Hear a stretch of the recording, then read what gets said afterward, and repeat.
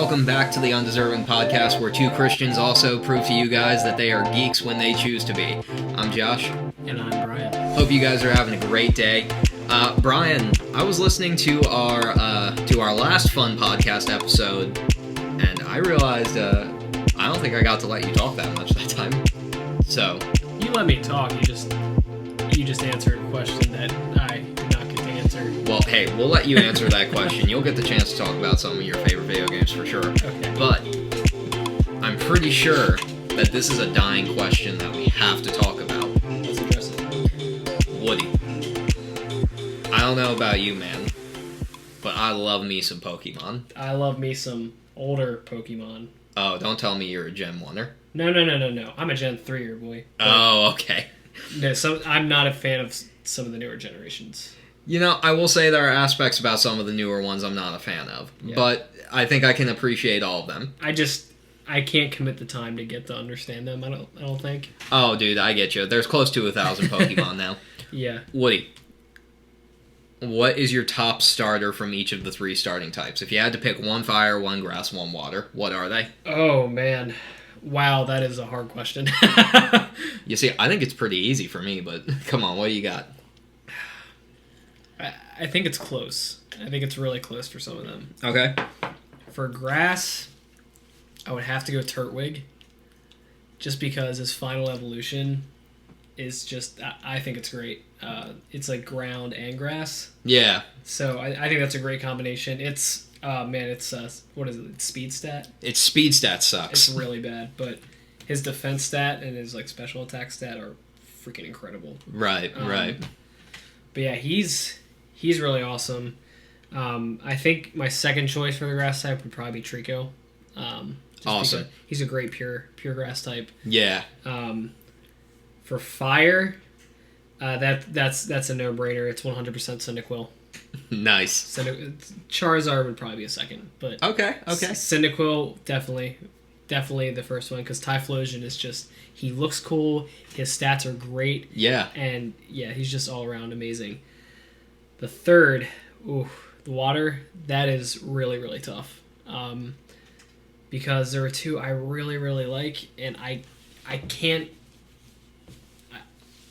don't want to choose one, but I'm going to choose one because he's nostalgia based, because this is the very first starter I ever had in any Pokemon game, and that's Mudkip.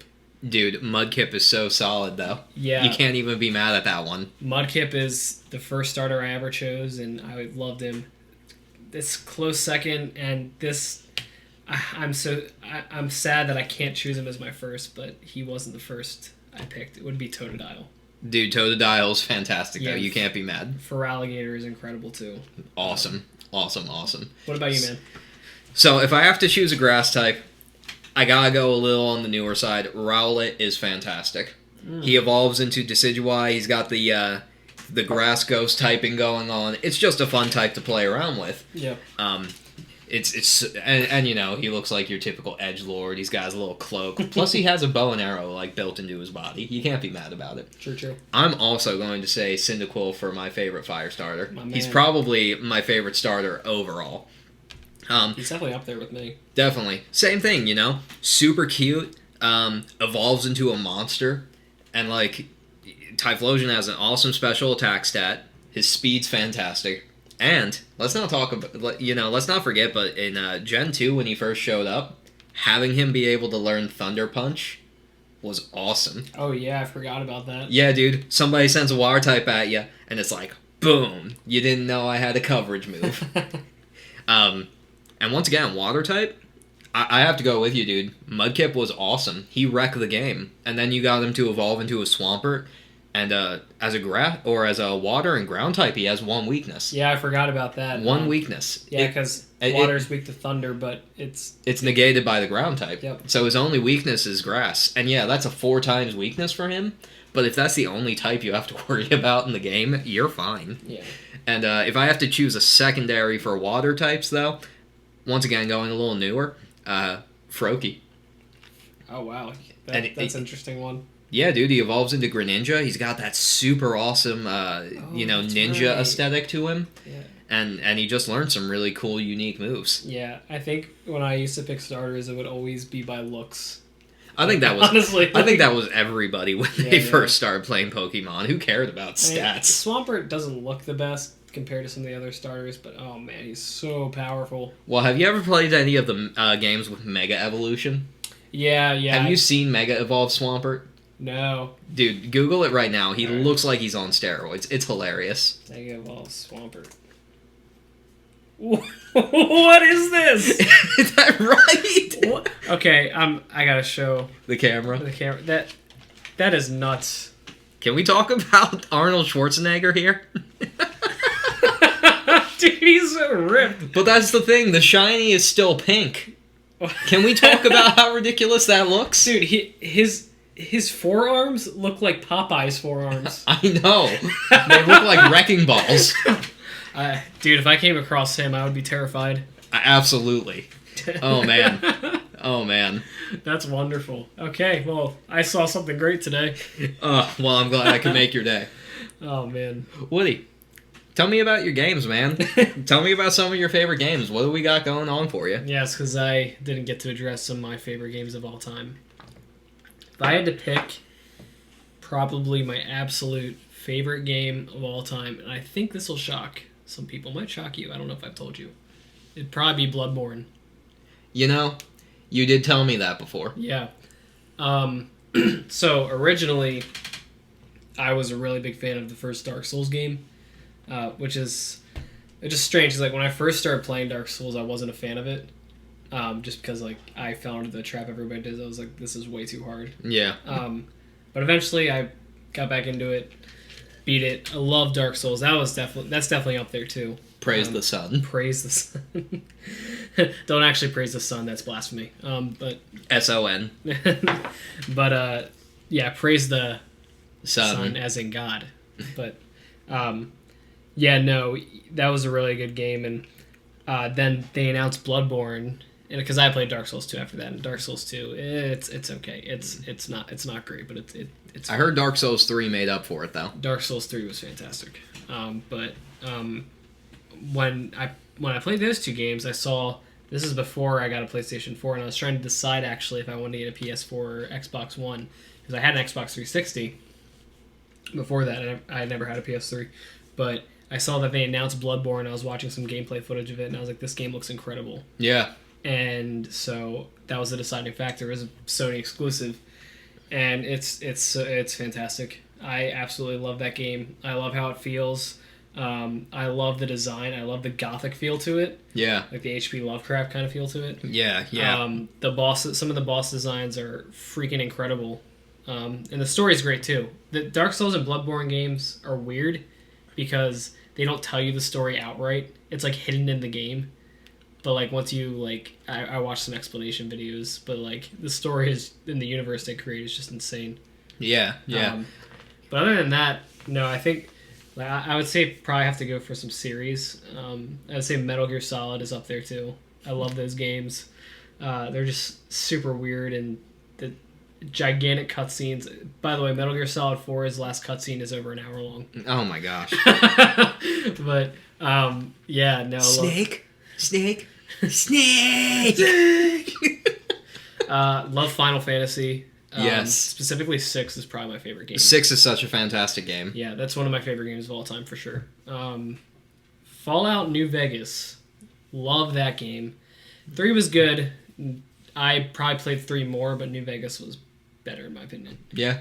4 was good. It was fine. It was alright. And Fallout 76 doesn't exist. I don't even know what that is. So, but you know, for something that doesn't exist and you don't know exists, that sounded like a really specific title. Shut up. So that was fancy. That was a what do you call that? What do you call that when people like? Oh, that was fan fiction. That was fan fiction. It was fan fiction. Yep, it's fan fiction. Doesn't exist. The Last of Us. The Last of Us is up there. That's like probably the best story I've ever seen in a game. The Last of Us Part 2 doesn't exist either. But yeah, those are some of my favorite games, man. Nice. That's a solid list, man. Yeah, I tried playing Bloodborne. I don't have time to play a game like that. I really don't. Dude, it took me 4 days at like 2 hours a clip just to get through the first level. Dude, you should get it again and we'll co-op it. I mean, maybe sometime in the future. Maybe.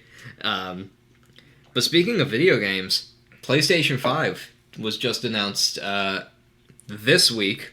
By the time this episode comes out, a few weeks ago. Dude, I am so pumped, but I am also super bummed out because I will not be able to get one anytime soon. Yeah, I'm with you there, man. Maybe I'll be able to pre-order it at some point, but just with like everything that's going on in my life right now, and like my bills and stuff, it's like... Yeah, it's like... That's a hefty price tag.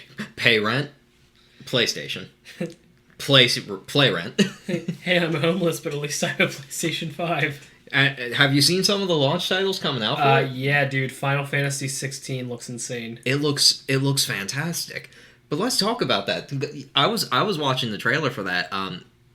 Did you feel like it just felt really different from a lot of the other Final Fantasies? Yeah, it seemed like it was really dark. Yeah, it didn't seem like a normal Final Fantasy game. It actually almost seemed more like honestly, it looked more like it was falling in with Dark Souls or like the Sekiro games in style of gameplay. I would say kind of, but like I did see like the newer Final Fantasy combat that was in like 15 and 7. I could see some of that in that. Okay. For sure. Like yeah. That kind of style. I think what we're seeing there is like it's a little more fleshed out and dare I say like more fluid. I guess. Okay. Really, it seems more smooth and like, I don't know, more precise, I guess. Okay. Does that make sense? Yeah, I think I get what you're saying. The depiction they had of the Marlboro monster in that game, that is the most absolutely terrifying version of the Marlboro monster I've ever seen. Dude, like, I used to think they looked kind of hilarious, but now it just looks like it really wants to kill you. Yeah. Let's see. Oh, yeah. Well, let's even talk about just the way a lot of the summons have looked. Yeah, that thing looks kind of terrifying, doesn't it? Yeah, dude, I'm excited to try it out when I get the chance to play that game. Yeah. But let's talk about like even Titan in that game. I think he shows up towards the beginning. I think that's Titan, but like quick history lesson for those of you who don't know anything about Final Fantasy. They have these things throughout the entire series called summons, super powerful creatures that you can call to help you fight in a fight. And I didn't see Titan on here. Is it not Titan? There's this guy that... Was it Behemoth? Maybe it was Behemoth. I don't know. There's this really scary looking thing at the beginning of the trailer. It's Shiva and she's fighting something. Ifrit, maybe. Yeah, it's Ifrit. Is that Ifrit at the beginning? Him? I don't remember. Maybe. Who knows who it was. Either way, it looks fantastic. Yeah, it really does. It looks very dark, and I'm kind of into that. Yeah. What else is really interesting about this to me is this looks like the first Final Fantasy game in a long time that looks like it's set in like a high fantasy setting. Yeah, it really does. It looks medieval. Yeah. It's like they're really starting to try and head back that direction because for a while, I'd say, I don't know if it's like the correct term, but what I want to say is that Final Fantasy almost went in this like this techno punk style. Yeah. Like, there were still swords and magic, but it was also like, ooh, look, machines and gears and motorcycles. 15, 13. Well, even 7. Yeah, 7 and 8. 7, 8, not 9. 9 was definitely very fantasy. 12 was. Yeah. Yeah, 10 was too, I would say. Maybe. Maybe you could maybe make that argument for like the very first level. Yeah, I don't know how I would describe 10. It was just weird. I didn't really care for that game too much, I'm being honest. That horrible cringy laughing scene. That's anything Classic. Everybody knows about that. Oh man. And I don't know how big of a fan you are. I just watched the Harry Potter movies for the first time in the past couple months, and they're coming out with that Hogwarts Legacy game. Yeah, I'm excited about that. There was I would say I had a very specific period of time, probably a year ago, where I was really into Harry Potter. Yeah. I was just reading the books, watching the movies for the first time.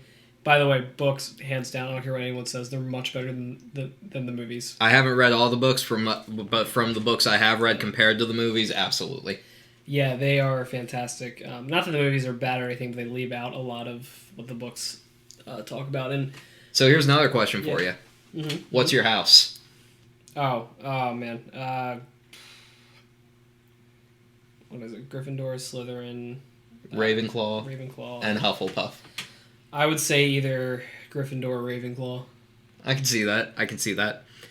I'm in this weird thing where I've had tons of Harry Potter obsessed friends like make me do all of these quizzes, and every single test, I kid you not, I've been exactly 50% Gryffindor and 50% Hufflepuff.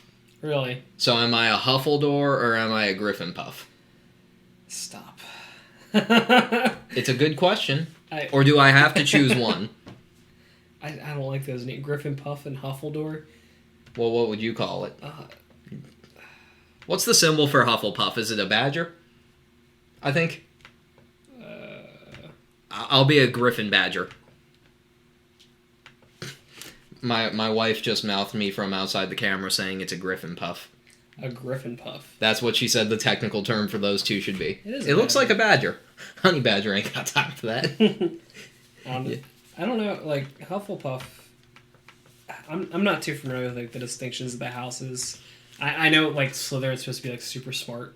Yeah, so, like, Ravenclaws, I think, are, like, the super academic smart ones. Slytherins are also smart, but they're also, like, not afraid to use their academics to, like, get ahead. They can be kind of ruthless. The thing about Gryffindor is, like, you know, courageous.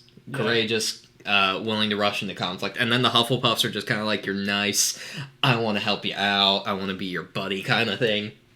Okay. So, yeah. I don't know, if I had to choose one, dude, I think I'm a Gryffindor. Yeah, I think I would agree with you there. Not just because that's, like, the thing everybody picks, because Harry Potter is a Gryffindor. You know, as much as I enjoyed the movies, Harry really irritated me sometimes. We got to the last movie, and, you know, spoiler alert for anybody who hasn't seen the movies, but you've had years now to see them. So, they have those 3 super powerful artifacts, the Deathly Hallows. Mm-hmm. So, the gem thing, Deathly Hallow, he just throws away in the forest. Whatever. Elder Wand, nobody should have this kind of power. It throws it away. It's like, are you kidding me? You kept the invisibility cloak? You could have been the most powerful wizard, and you decide to just throw away 2 of them? Like, what's wrong with you? Like, am I thinking about this wrong? I probably missed a detail from not reading the books. I don't know, but it just made me mad. Understandably. But yeah, no, I think my computer keeps... Anyway, sorry. Oh, sorry, my Wi-Fi must suck today. No, it's not your Wi-Fi, it's my browser. It just keeps, like, not responding. But, yeah, no, I think that game does look really cool. I'm interested to see where it goes. Yeah. Also, Demon's Souls is being remade. Is it? As a PS5 launch title. Oh, wow. I'm so excited about that. That was the hardest one in the series, by the way. Yeah, I've never played any of the Souls games, and I've only played Bloodborne a few times, so... Dude, if you thought Bloodborne was hard, you would hate the Souls games. And then I'll never play the Souls games. Thanks for the update. They're harder in different ways, because, like, in Bloodborne, you can't block. You get shields in Dark Souls, so, like, it's a little easier in that sense, but... How long do you think until Skyrim and GTA 5 get remade again? Oh, I'm sure it was confirmed that they would be ported to PS5 and Xbox One. Of course they will. Yeah, but meanwhile, we don't have... where's Elder Scrolls 6 at, man? Wasn't the Elder Scrolls 6 online? No, that's not a canon game. It's canon, but it's not a main series title. Oh, okay. No, Elder Scrolls 6, that was announced a few years ago. They showed like a little teaser footage. Elder Scrolls. I don't remember where they showed it at. Oh, was it Hammer? No, I don't think that was confirmed. Okay, there is apparently a leak that came out a few months ago that it might be in Redfall.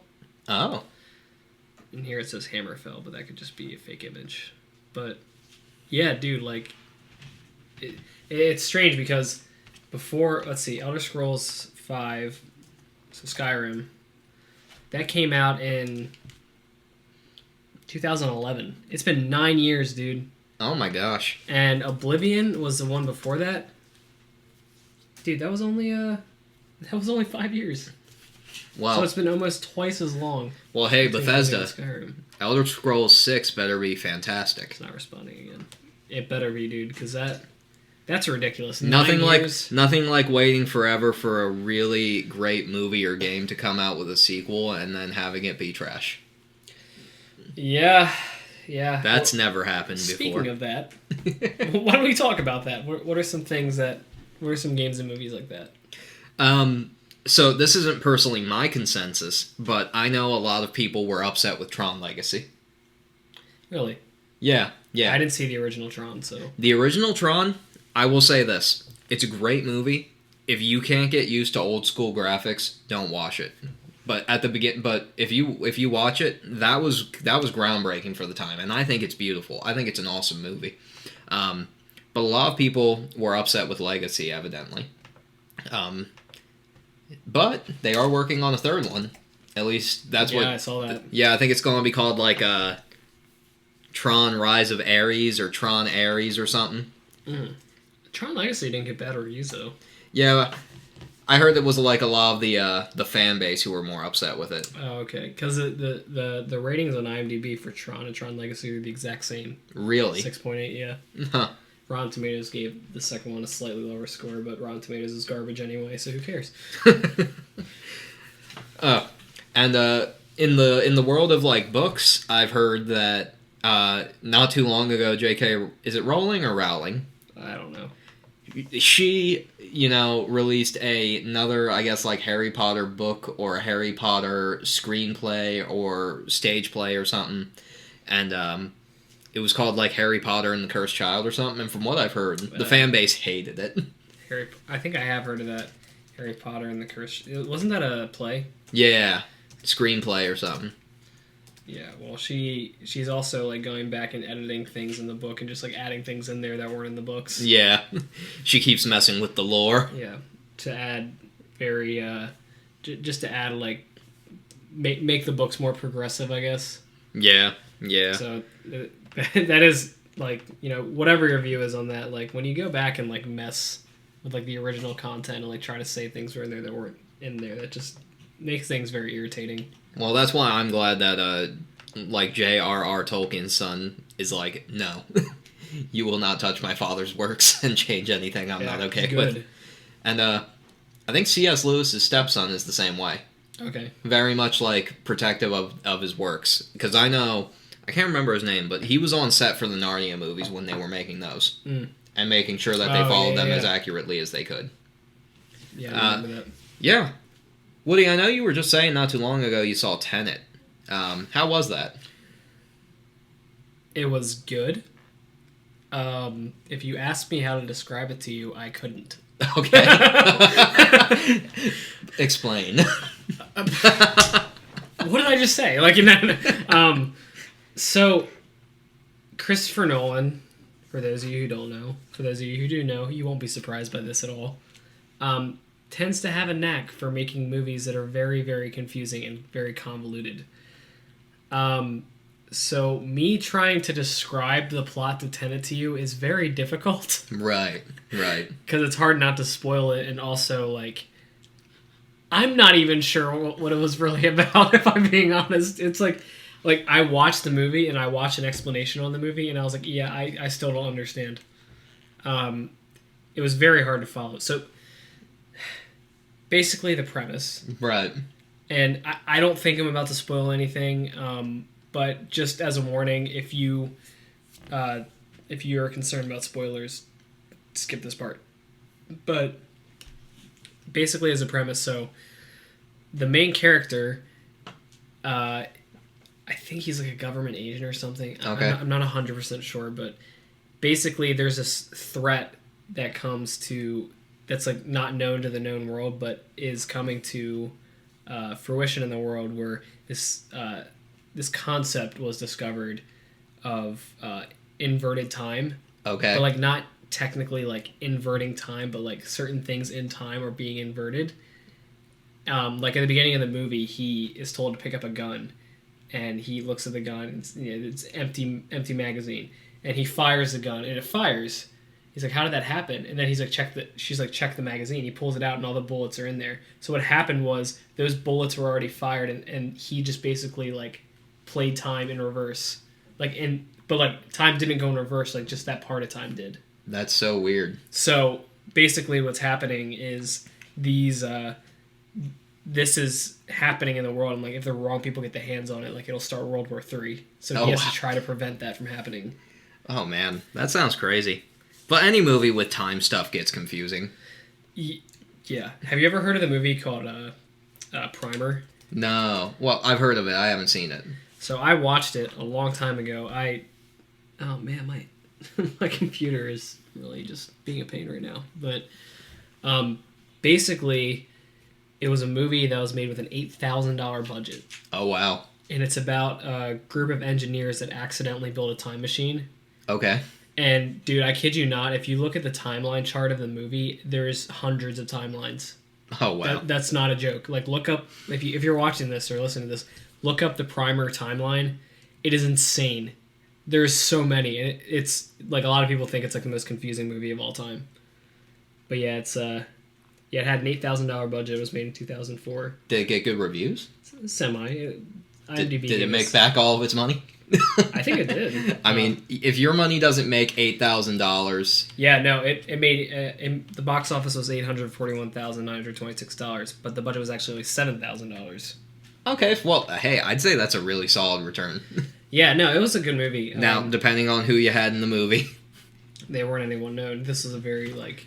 Sweet. This is, like, basically guys with a camera. We're like, hey, let's make a movie. Oh, well, hey, glad it worked out for them. Yeah, no, it wasn't a bad movie. It was confusing, but yeah. Well, like I said, dude, time travel stuff always is, and then you get into like I like reading comics, and they do time travel there, and then there's always the multiple universes.